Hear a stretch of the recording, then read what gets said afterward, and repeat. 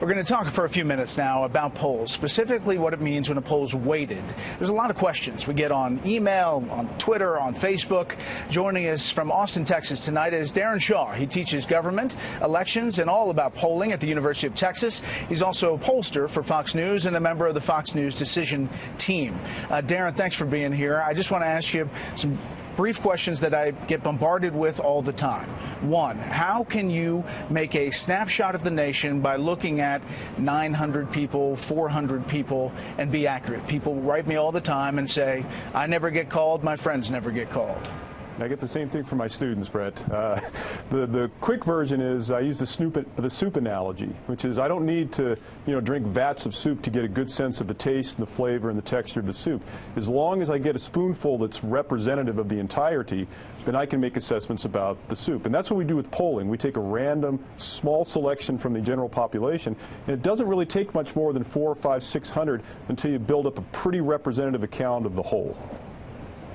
The last Fox poll had 917 likely voters, and it was a split Clinton 45, Trump 38. That was the most recent Fox News poll. Now, in that poll, it's the voter identification, the self-identification, was Democrats 45, Republicans 36. So it was a Dem +9 poll. I get bombarded with questions.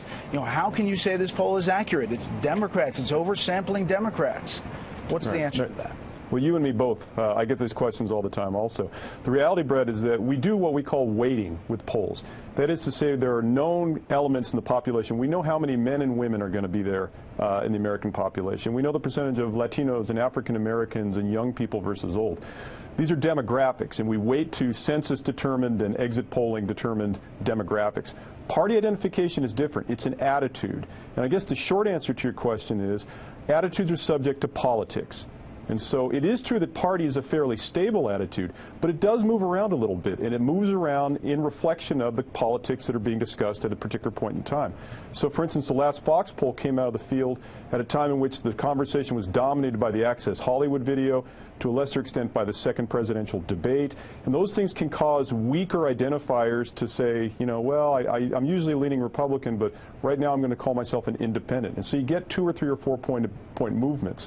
Overall, I think it's important for reviewers to understand the Democratic Party is the plurality party, not by much, not certainly by as much as they were during the New Deal or even the Great Society, but they're the plurality party by about 4 or 5 or 6 points. And so what we're talking about is, are they going to bump up to 0.9 in this, to +9, or does it get down near parity? And that's when it gets near parity, that's when Republicans dominate elections. Yeah, Darren, quickly, an average of polls when we get close. It usually is pretty close to the final election result, right? Yeah, I think in the last 2 election cycles, so 51 jurisdictions if you count D.C., all the states plus D.C. Last 2 elections, that's 102 separate trials. Only 1 instance was the average of polls off in the last 2 election cycles, 2008, 2012. And that was Florida last time when they had Romney by 0.1 and he ended up losing by 0.2. So even our misses have been pretty good. I mean, we've been humbled many times as pollsters, but the record has been pretty good in the last 2 cycles. Well, hopefully we've cleared some things up today. We'll have you back. Thank you very much, Darren. Thank you, Brett.